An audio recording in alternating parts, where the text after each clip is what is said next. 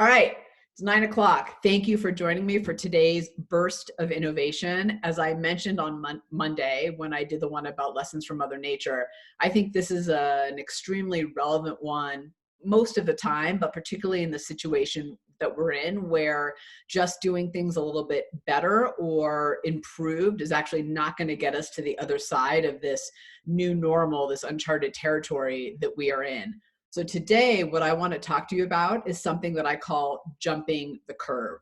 So let me back up and talk a little bit about what that curve is and why it is so important that we jump it. And then I want to give you one thing to think about for how you can figure out how to jump the curve in your work and in your business, and give you some examples that I think will help walk you through it. So let's talk a little bit about the curve. As I was saying on Monday with Mother Nature, everything has a life cycle, right? You're either kind of growing or you're dying.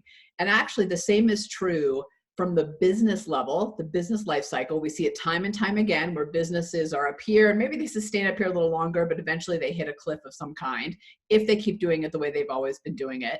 And it's also true for our own personal relevancy, right? We kind of go up in our careers and at some point we hit a cliff if we don't continue to adapt and innovate the way we do things in the roles that we are in as well. So what we've got to think about right now in particular is how do we jump the curve? So if we're going all the way to the top and we're up here, we know the cliff is coming. It's coming at some point. And Mother Nature has taught us this great lesson that when she's at the top, instead of thinking about how to just sustain that tree, that bush, that weed, Mother Nature jumps the curve, right? Those seeds go elsewhere. She plants it in another way.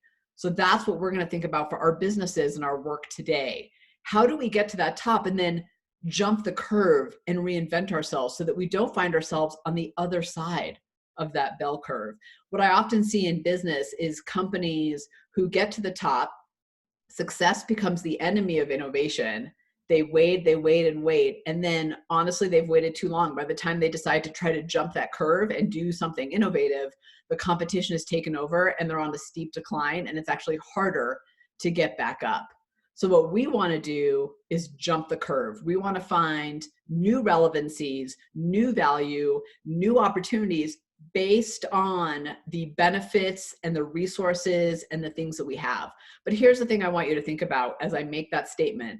Those benefits, those resources, those things that we have aren't necessarily about using, in fact, they're not about using it in the same way we've always used it. It's about using it differently. And when we start to think about how do we innovate with what's right in front of us to jump the curve and use it differently, we have incredible opportunities to innovate and find those new, really profitable opportunities for ourselves and for our businesses. So, two things before I keep going and I kind of get into an example of it. Hopefully the why becomes very apparent. I don't want to spend my entire time on the why. I think you get it. We're in a time of massive change and where our business cycles are coming to a screeching halt for a lot of us or being threatened in a big way moving forward. And we got to jump off that to find the opportunities moving forward. And I wouldn't say just find, I would actually say create.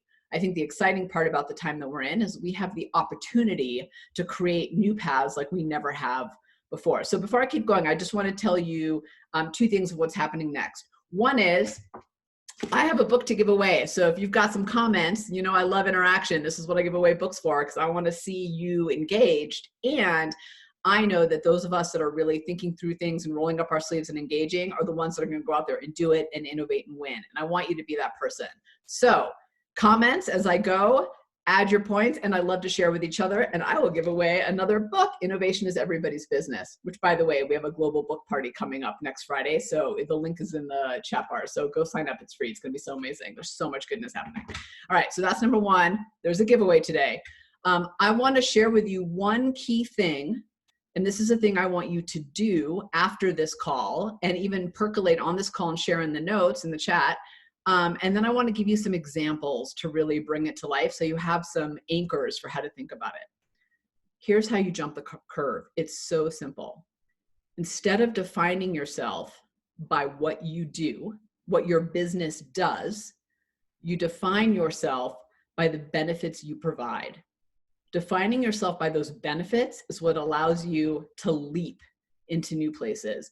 When you define yourself by what you do, all you do is more of that, right? That's 10% improvement. That's it. That keeps you on the curve. When you are anchored to what you do, the product you provide, the service you provide, you stay on the curve. When you define yourself by the benefits of what you do, you can jump. I wrote down some examples for you because I want to help you bring it to life. But I hope you wrote that down. What are the benefits of what we do? Okay, let me give you an example. And I'm going to start with myself, my business, LaunchStreet. So initially, I would have said that what we did was what LaunchStreet does is innovation, seminars, conferences, live events, right? That was what we were doing. Well, if I had anchored us in that to figure out, find the opportunity, I would have been stuck in, well, maybe I do a half-day workshop. Maybe I add in a 2-day workshop. Maybe I add in this type of material into my seminars. So all great, that's fine, but that doesn't allow me to jump the curve and actually find the real opportunities for my business. So I sat down and I thought, well, what's the benefit of what we do? Really, not the delivery, the benefit. And when I thought about that, what I realized is what we do here at LaunchStreet with the innovation, the human-centered innovation, is we help people realize their full potential by unlocking the innovation inside of themselves. Do you see the difference there? We help people unlock innovation and realize full potential. That is ultimately the benefit that we give to people. And when I realized that, that's what allowed me to jump the curve and go to the IQE, the Innovation Quotient Edge assessment that tells you your style of innovation. That's what led me to the toolkits. That's what led me to this burst of innovation. I continue to jump the curve by thinking about the benefit that LaunchStreet provides, not the details of the product and services that we give. So that's one example. Don't forget giveaways. And then the second example I want to give you, and I don't often talk about kind of Apple, Southwest, the big guys, because, you know, I think for most of us, it's like, that's not us. But I wanted to give us an example that we can all anchor around that makes sense, that we all can kind of go, yeah, I see what you mean. Let me give you this for Apple. If Apple had anchored themselves as a computer company, what do you think they'd be making today? Computers, right? More computers, probably cool computers, but more. The brilliance of Apple isn't just their technology, and it wasn't their computers. I mean, they're great. I have one, but I would define what they do as this: user-friendly, beautifully designed technology that enables possibilities. That's the benefit that I get. So user-friendly, beautifully designed technology that enables possibilities. Do you see the difference there? Now, when you take that statement, how easy is it to get to music? Like I remember the old iPods, to get to iPads, to get to phones and that kind of technology. Right, exactly. Cheryl just put they would have not done the iPhone. Exactly. So think about that for a second. When you define yourself by the benefit you provide, it's incredible what you can do.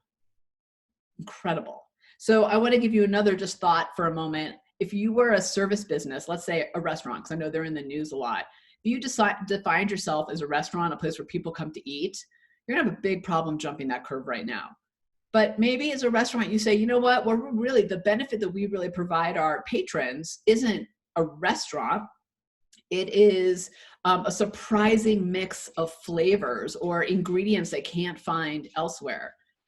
Okay, well, when I think of it that way, now I can jump the curve and maybe I can do grocery delivery for hard to find ingredients for your meals, which, oh, by the way, and I wish I'd caught the name of it, I didn't, a restaurant actually did do, they're actually now providing groceries for their neighborhood instead, right? So think about your business from the benefit side of it. Lisa, what did Lisa put here? We are a support provider organization, so we need to think differently about what our members need to support them to get out of the crisis stronger.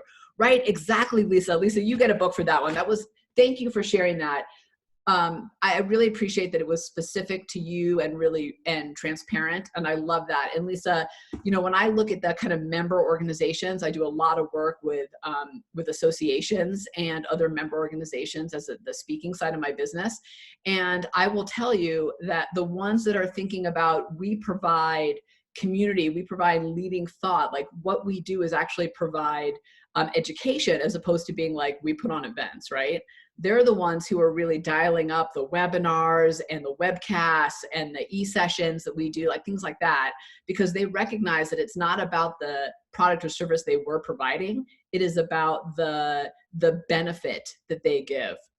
Okay, so and Bijal put for restaurants or a place to build community, right? So if you're a business that is a brick and mortar, and you think of yourself as, instead of being a gym or a restaurant or whatever, and you say the benefit that I provide is community to my people, where could that take you?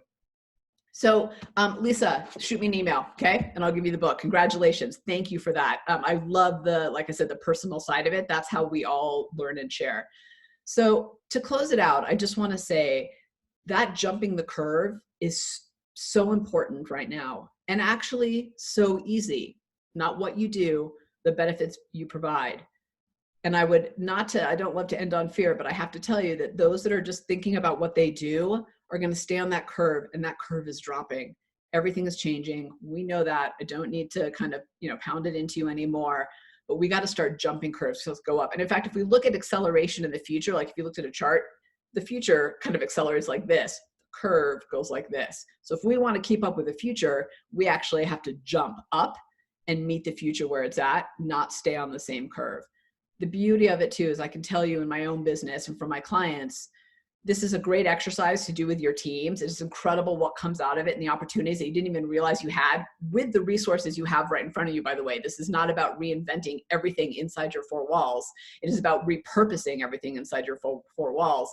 But when we do this with teams, the beauty is it's not a one-time exercise. You can do it and move forward, and then you do it and move forward, kind of like strategy sessions, right? You don't do a strategy session once and then just walk away. You do them at periodic stages of the business as you start to hit those life cycles, as you start to hit those elements in the curve, and that's what you should do too. So Paul just wrote, giving the tools and skill sets to leverage IP and move towards commercialization. Exactly, Paul. Like thinking about that versus like we do this specifically. I will tell you really quickly that it drives me a little bit nuts when I talk to people and I say, what do you do? And they say, oh, I'm a performance coach. Well, coach is how you deliver it, but it's not what you do. Or we put on conferences. Okay, that's how you deliver it. It's not the benefit actually, right? Or we're a tech company. Okay, that's your foundation, but what benefit do you provide? All right, my rant is done. We're a little bit over. Thank you. I want to hear all about how you are jumping the curve, because like I said, this is it. This is the time. And I will tell you, the beauty is now you have more permission and more leeway to jump the curve than you have in normal days where success is actually anchoring you to the curve that you're on. So get at it. You're welcome, Cheryl. Thank you. Thank you all. Thank you, Brian. I appreciate that. All right. I'll see you guys next Friday at the book launch and this Friday.